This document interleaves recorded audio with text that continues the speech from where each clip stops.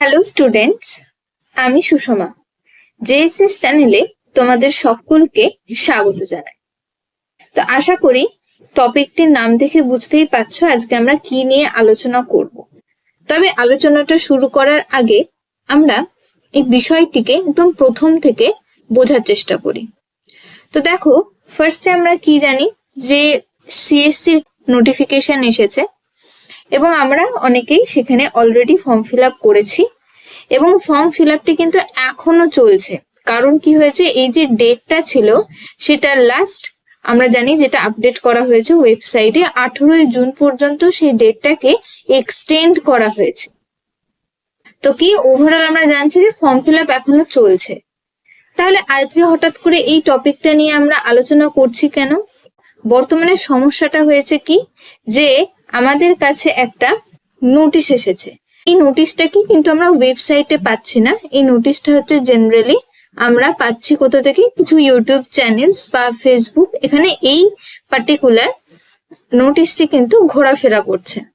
এবং যেটি কি করছে, যারা বর্তমানে সিএসসি অ্যাসপিরেন্টস রয়েছে বা যারা ইন্টারভিউয়ের জন্য সিরিয়াসলি পড়াশোনা করছো তোমরা, তাদের মধ্যে একটা কনফিউশনের তৈরি করছে বা একটা প্রশ্ন তৈরি করছে। কি প্রশ্ন? যে আমরা কি ইন্টারভিউয়ের জন্য আলটিমেটলি কল পাবো বা আমাদের কি সকলের কল আসবে, নাকি কোনো একটা শর্ট লিস্টের ব্যাপার রয়েছে এক্ষেত্রে। তো এই বিষয়টি নিয়েই আজকে আমরা ক্লাসে আলোচনা করব। ফার্স্টে আমরা এই নোটিশটাকে একটু বোঝার চেষ্টা করব যে নোটিশে বলা কি রয়েছে বা কিসের উপর ভিত্তি করে এখানে বলছে যে শর্টলিস্ট হতে পারে ক্যান্ডিডেটস। তো ফার্স্ট অফ অল আগে আমরা এই ওভারঅল নাম্বার ডিভিশনটা বুঝি। তো দেখো যে কিছু একাডেমিক রেকর্ডস দেওয়া হয়েছে এবং সেই রেকর্ডের অ্যাসপেক্টে কিছু স্কোর দিয়ে দেওয়া হয়েছে। যেরকম দেখো, ফার্স্ট বলছে যে গ্র্যাজুয়েশন, তোমরা যারা সকলে অ্যাপ্লাই করেছো, যে গ্র্যাজুয়েশনের যে নাম্বারটা রয়েছে না তোমাদের, সেটা যদি কারোর 80% বা তার বেশি হয়ে থাকে তাহলে সে কত পাচ্ছে? অ্যাকর্ডিং টু দিস নোটিস 21 তার স্কোর রাখা হচ্ছে। 60% থেকে লেস দ্যান 80% হলে 19 এবং 55% থেকে যদি লেস দ্যান 60% হয় তাহলে সে 16 এবং 45% থেকে লেস দ্যান 55 হলে সেটা 10 হয়ে যাচ্ছে। তো এটা হচ্ছে ওভারঅল গ্র্যাজুয়েশন। ঠিক একই রকম ভাবে দেখো পোস্ট গ্র্যাজুয়েশন বা মাস্টার্স এর নাম্বারও রয়েছে। কি বলেছে যে 80% বা তার বেশি হলে সে পাবে 25, 60% থেকে লেস দ্যান 80% হলে 23 এবং 55% হলে সেটা কত হচ্ছে, বা 55% থেকে লেস দ্যান 60% হলে 20। এবং এই ক্ষেত্রে কিন্তু এসসি, এসটি, ওবিসি সকলেই কিন্তু এর আন্ডারে পড়ে যাচ্ছে। সকলে ওই 20টাই পাবে যদি 50% থেকে 60% পর্যন্ত পেয়ে থাকে। Next MPhil. এবার যারা ধরো এমফিল করেছে তাদের স্কোর যদি 60% বা তার বেশি হয়ে থাকে তাহলে তারা কত পাচ্ছে? 7। আর 55% থেকে তার কম অর্থাৎ 60% এর কম হয়ে গেলে সেক্ষেত্রে সে পাচ্ছে কি? 5। নেক্সট পিএইচডি যারা করেছে তারা ডাইরেক্ট 25 পাচ্ছে। এবার যদি ধরো কারো নেট সেট বা জেআরএফ থেকে থাকে সেই ক্ষেত্রে কত স্কোর বলা হয়েছে? উইথ জেআরএফ যদি থেকে থাকে তাহলে সে কত পাচ্ছে? 10।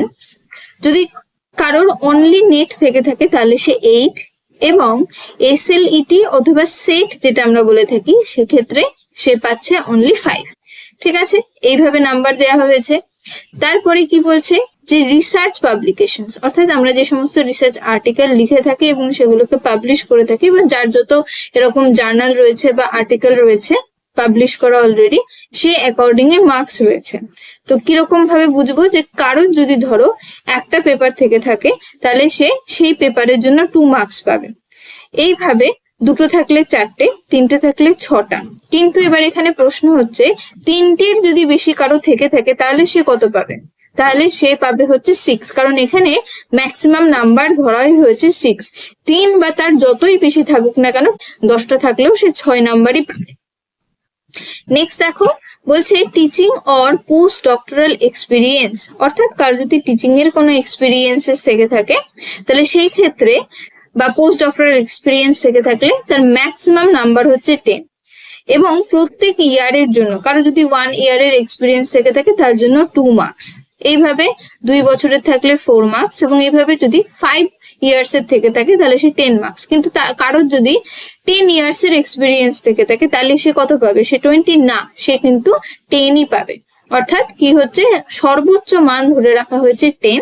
এবার প্রত্যেক ইয়ারের জন্য দুটো মার্কস করে ধরা হচ্ছে, যে 1 ইয়ার হলে 2 ইয়ার হলে 4, 5 ইয়ার হলে 10, এইভাবে করতে করতে কিন্তু 5 ইয়ারের থেকে বেশি হয়ে গেলেও সে 10 পাবে, কারণ সর্বোচ্চ নাম্বারটা এই ক্ষেত্রে 10 ধরা হয়েছে। Next, awards. যদি কেউ ইন্টারন্যাশনাল বা ন্যাশনাল লেভেলে অ্যাওয়ার্ডস পেয়ে থাকে তার নাম্বার ধার্য করে রাখা হচ্ছে কি 3। আর যদি কেউ স্টেট লেভেলে অ্যাওয়ার্ডস পাচ্ছে তাহলে সে কত পাচ্ছে? 2। তাহলে এটা গেল ওভারঅল। দেখো টেবিলটা, যে টেবিলে কি করা হয়েছে, যে ওভারঅল যে একটা একাডেমিক রেকর্ডস এর কথা বলা হচ্ছিল, যে গ্রাজুয়েশন লেভেল থেকে শুরু করে একদম পিএইচডি লেভেল এবং টিচিং এক্সপিরিয়েন্স, তার সাথে সাথে কিছু অ্যাওয়ার্ডস, সমস্ত মিলে একটা ওভারঅল নাম্বার ডিভাইড করে দেওয়া হয়েছে বা নাম্বার ডিভিশন করে দেওয়া হয়েছে।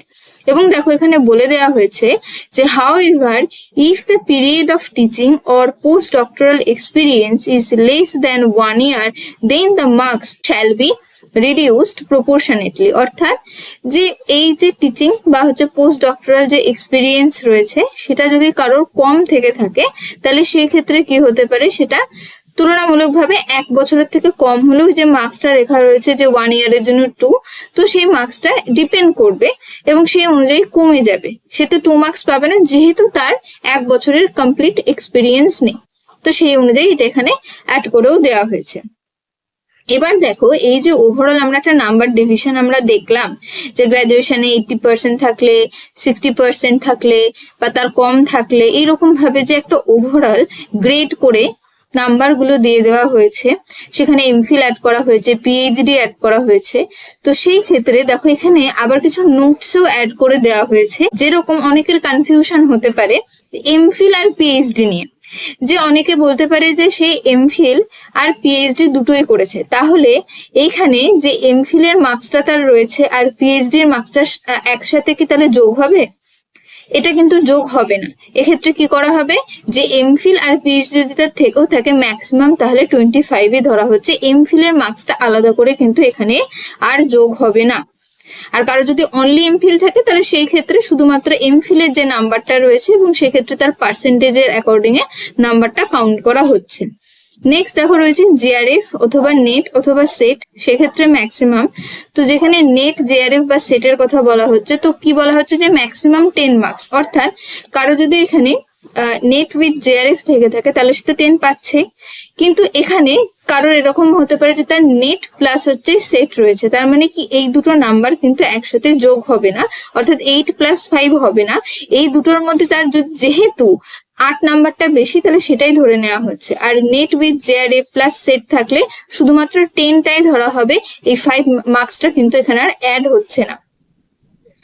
এরপরে দেখো বলেছে ইন অ্যাওয়ার্ডস ক্যাটাগরি, অ্যাওয়ার্ডস ক্যাটাগরির মধ্যে ম্যাক্সিমাম 3 নাম্বারটাই ধরা হচ্ছে, কারণ যার যতই অ্যাওয়ার্ডস থেকে থাকুক না কেন, সেটা ন্যাশনাল লেভেলে হোক বা ইন্টারন্যাশনাল লেভেলে হোক, অনেকগুলো থাকলেও ম্যাক্সিমাম 3 মার্কসই ধরা হচ্ছে। তো এগুলো হচ্ছে যে ওভারঅল এক্সট্রা ভাবে নোট করে দিয়ে দেওয়া হয়েছে, যে এখানে টেবিল থেকে অনেক রকম কনফিউশন থাকতে পারে যে কোনো কিছু অ্যাড হবে কিনা, যার জন্য এই নোটিশে দেখো তলার দিকে দিয়ে দেওয়া হয়েছে। এবার কি বলা হয়েছে, number of candidates to be called for interview shall be decided by the commission. এবার এই যে ওভারঅল একটা নাম্বার অফ ক্যান্ডিডেটস কে যে ইন্টারভিউতে দেওয়া হবে, যে সেটা কে ডিসাইড করবে, সেটা ডিসাইড করবে কমিশন। এবং কিসের উপর ভিত্তি করে, এই যে ওভারঅল একাডেমিক একটা স্কোর হচ্ছে, রিসার্চ পাবলিকেশন আছে, তার টিচিং এক্সপিরিয়েন্স বা কারো যদি অ্যাওয়ার্ডস থেকে থাকে, এই সমস্ত কিছু অল টোটাল করে 100s এর মধ্যে তার ওভারঅল কত মার্কস সে পাচ্ছে সেইটার উপর বেস করে কিন্তু সেই সমস্ত ক্যান্ডিডেটকে ডাকা হবে। এবং এইটার উপর ভিত্তি করে দেখো বলা হচ্ছে যে কি, যে শর্ট লিস্ট করা হবে। সাপোজ কেউ ধরো দেখা যাচ্ছে বেঙ্গলিতে অ্যাপ্লাই করেছে এবং তার 100-এ দেখা যাচ্ছে যে 60 আসছে ওভারঅল, এই যদি তার নাম্বার ডিভিশন থেকে থাকে বা এই নাম্বার ডিভিশন অনুযায়ী সে যদি ক্যালকুলেট করে তার 60 আসছে, তো তার আগে তো শুধু তো সে অ্যাপ্লাই করছে না, তাছাড়া আরো অনেক ক্যান্ডিডেটস এখানে অ্যাপ্লাই করেছে এবং তার মার্কস অন্য আরেকজনের মার্কস ধরো 84 আসছে। তাহলে এই ক্ষেত্রে কি বলা যাচ্ছে, যদি আমি এই নোটিশের অ্যাকর্ডিং এ দেখি, তাহলে যার 84 আসছে তার কিন্তু ইন্টারভিউতে কল আসার চান্সেস অনেক বেড়ে যাচ্ছে এবং সেটা কমিশন ওভারঅল এই যে একাডেমিক একটা স্কোর বা একটা রেকর্ড দিয়ে সে যে একটা নাম্বার ডিভাইড করে দিয়েছে, তো এইটার উপর বেস করে কি করবে কমিশন ডিসাইড করবে যার নাম্বার বেশি আসছে সে আগে চান্স পাবে। এসএলইটি বা সেটের যে স্কোরটা রয়েছে সেটা কি ভ্যালিড হবে না? হ্যাঁ, অবশ্যই সেটাও ভ্যালিড হবে। সেটা শুধুমাত্র যে সমস্ত স্টেট ইউনিভার্সিটি বা কলেজেস বা ইনস্টিটিউশনস রয়েছে সেই ক্ষেত্রে সেটা ভ্যালিড হচ্ছে ওভারঅল নোটিশটা। তো আমরা এই নোটিশের ভিত্তিতে এটাই কনক্লুশন করতে পারি কি একাডেমিক যে কোয়ালিফিকেশনটা এই according to this notice very important.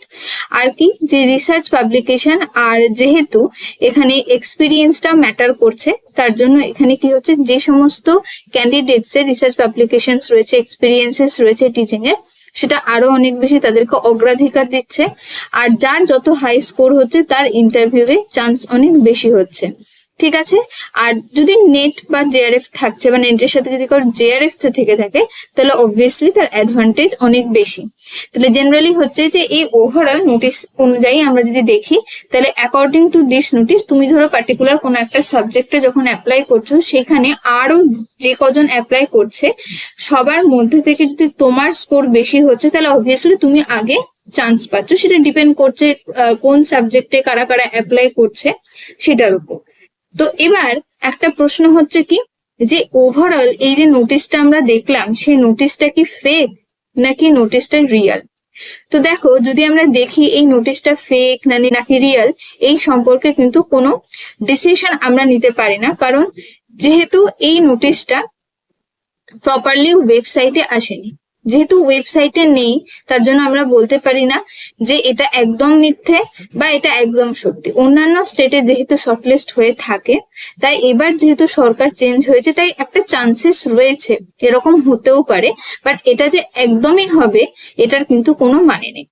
এবার তাহলে এখানে সমস্যাটাকে আমাদের যেটা মেইন কনফিউশন স্টার্ট হয়েছিল কি ক্লাসের ফার্স্টে যেটা আমরা আলোচনা করছিলাম যে তাহলে যারা আমরা প্রিপারেশন নিচ্ছি বা অলরেডি যারা ফর্ম ফিল আপ করে দিয়েছি আমাদের নেট সেট আছে বলে আমরা পিএইচডি বা এই সমস্ত এমফিল এক্সট্রা নেই তাও আমরা অ্যাপ্লাই করেছি, তাহলে তারা শর্টলিস্ট হয়ে যাওয়ার কারণে বাকিদের জন্য তারা কি আর চান্স পাবে না? তাদেরকে একদম ডিমোটিভেট হয়ে যাওয়া উচিত? একদমই না। আমার মতে বলে যে এখানে ডিমোটিভেট না হয়ে আমাদের সকলেরই কি করা উচিত, যে প্রিপারেশনটা আমরা নিচ্ছি সেটা কন্টিনিউ করা উচিত। তোমার হার্ডওয়ার্কটা 100% দেওয়া উচিত এবং নিজের ওপর প্রথমে তো বিশ্বাসটা রাখা উচিত। এবং এটাও ইম্পর্টেন্ট কি তোমাদের এটা মাথায় রাখতে হবে যেহেতু ওয়েবসাইট থেকে আমরা এখনো প্রপার সেই নোটিফিকেশনটা পাইনি, অতএব এই নোটিফিকেশনটাকে যে একদম সত্যি ধরেই তোমরা ডিমোটিভেট হয়ে যাবে এর কোনো মানে হয় না। এরকমটা হতেই পারে যে সিট সংখ্যা হয়তো অনেক বেশি, সেক্ষেত্রে তোমার ডাক আসতেও পারে।